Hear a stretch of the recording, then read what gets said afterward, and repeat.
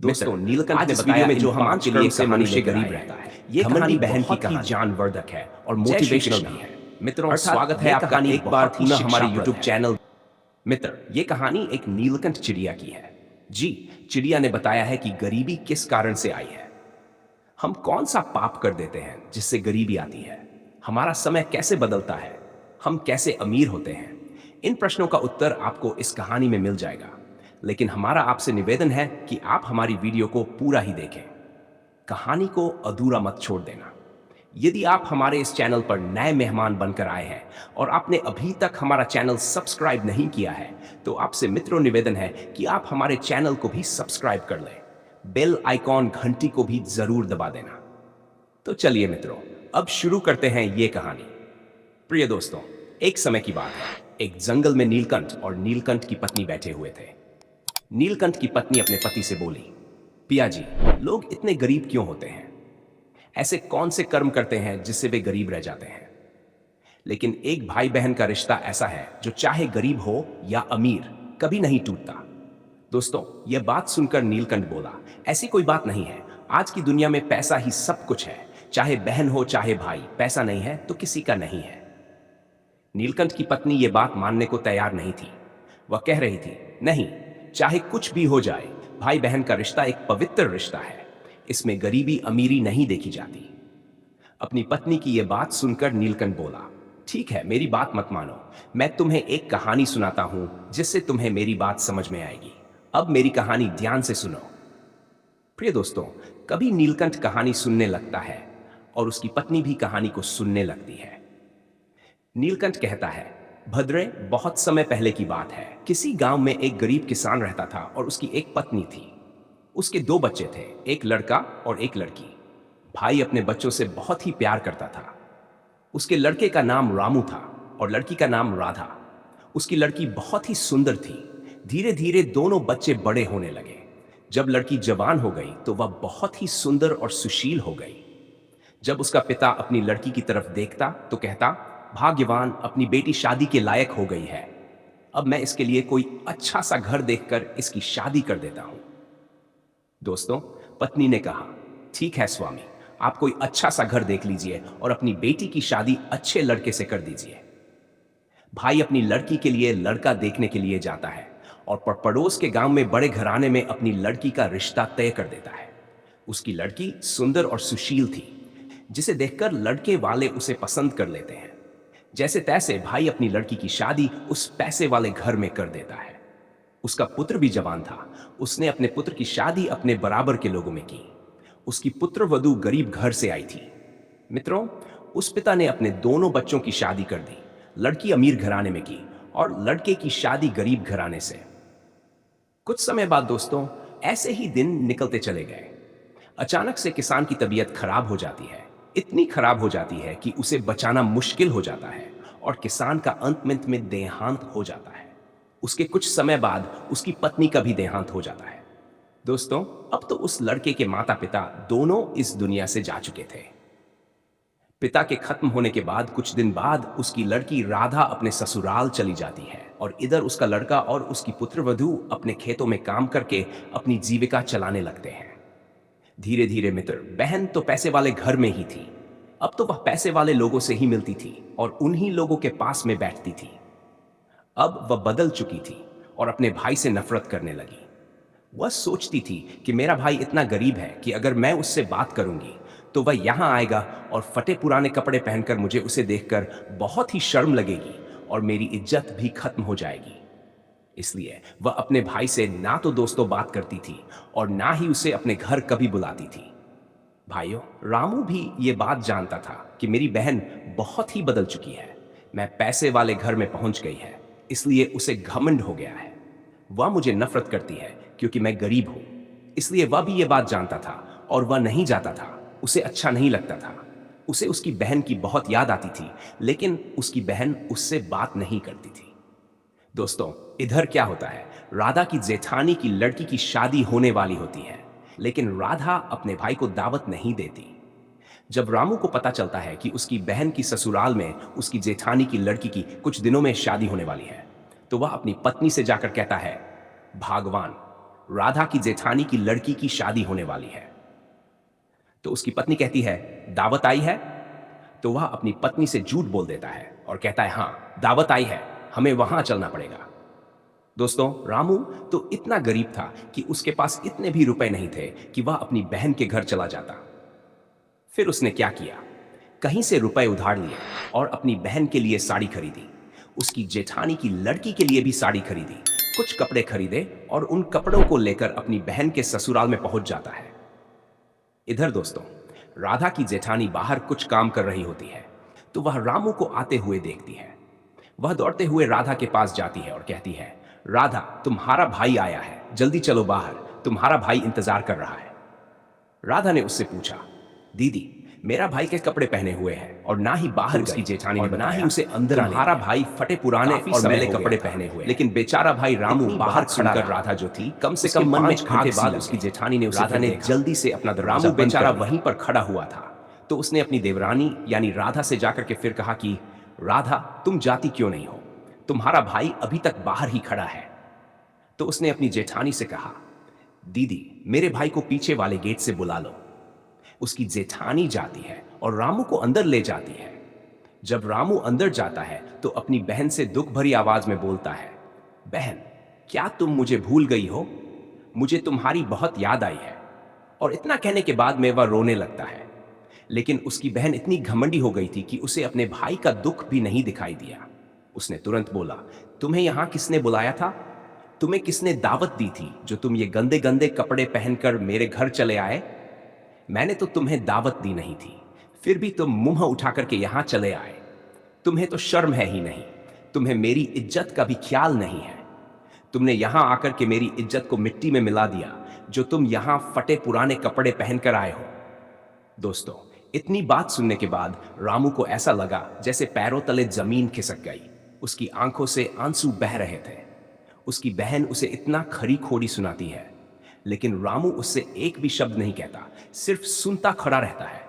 उल्टा राधा कहती है, मेरे साथ चलो, और एक कमरे में ले जाती है। वहां ले जाकर कहती है, तुम इसी कमरे में बैठे रहना, बाहर मत आना।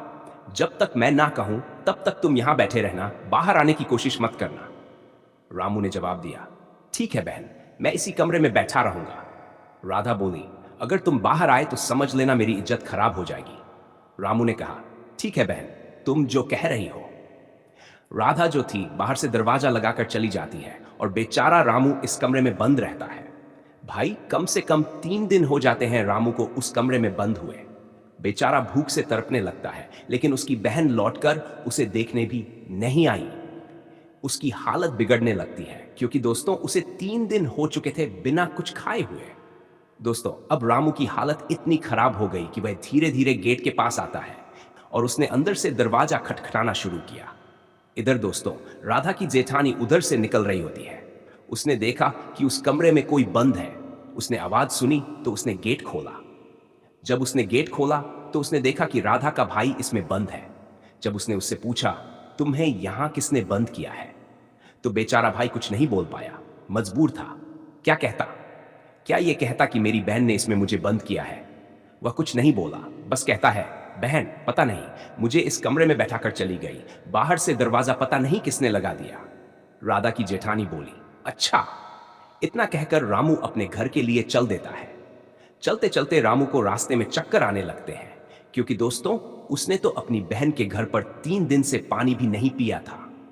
गर्मी इतनी तेज थी कि अब रामू को चलना भी मुश्किल हो रहा था। गर्मी की वजह से उसे इतनी जोर से चक्कर आने लगे कि वह एक जगह जमीन पर गिर जाता है। इधर दोस्तों, कहानी से एक बुद्धिमान आती है और उसे जमीन पर पड़ा देख करके अपनी गोद में उठा लेती है। उसका सर अपनी गोद में रख लेती है और उसके सर पर हाथ फेरने लगती है। रामू को उस बुद्धिमान की गोद में सर रखकर बड़ा आराम मिलता है। कुछ देर आराम करने के बाद जब रामू की आंखें खुलती हैं तो वह देखता है कि वह बुद्धिमान की गोद में सर रखकर लेटा हुआ है।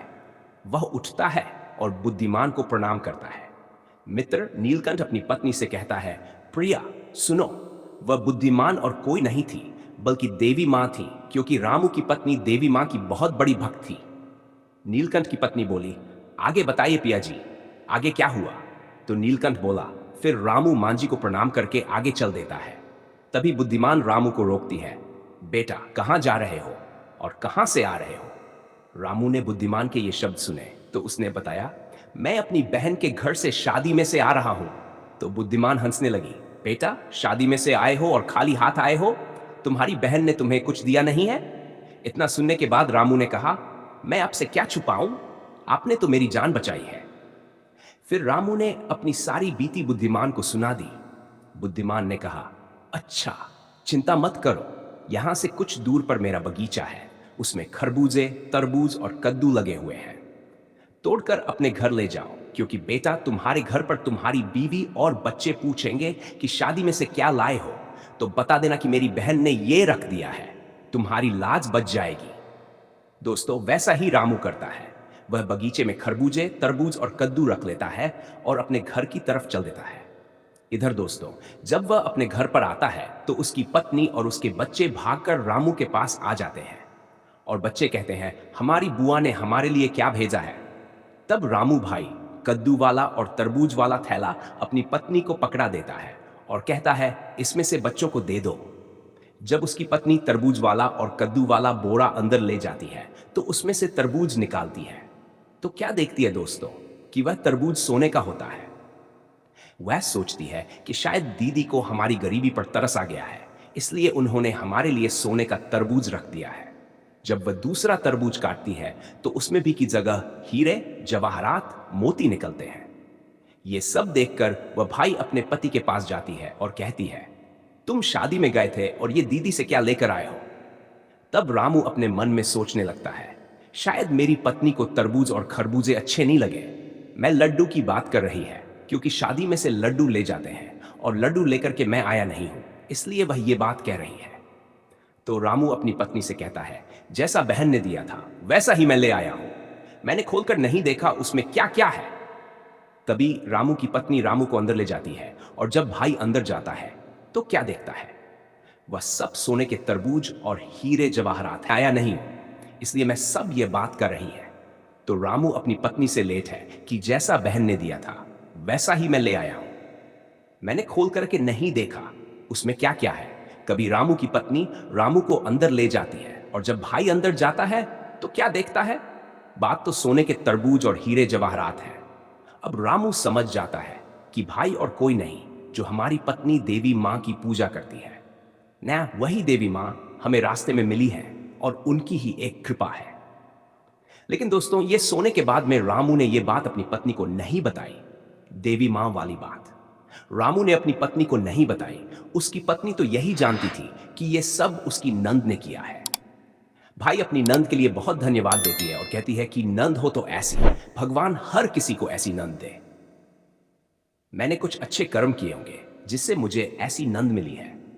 अब दोस्तों, रामू सोने के तरबूज और हीरे जवाहरात लेकर बाजार में सुंदर के पास जाता है और वहां उन्हें बेच करके अपने लिए बहुत अच्छा घर बनवाता है। घर नहीं, राजाओं जैसा महल बनवा लेता है।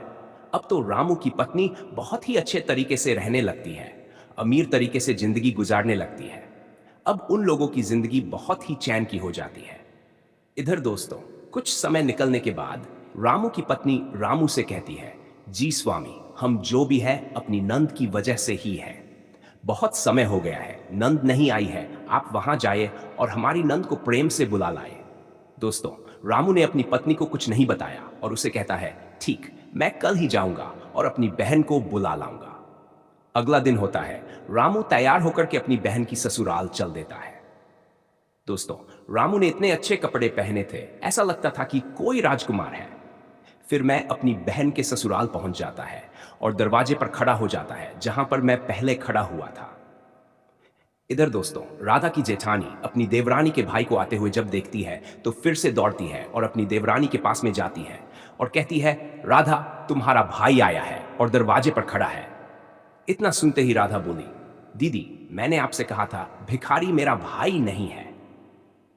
इतने में उसकी जेठानी बोली, अरे पूरी बात तो सुन लो, भिखारी नहीं है, कोई राजा महाराजा है, उसके पीछे सैनिक और रथ पर सवार होकर के तुम्हारा भाई आया है।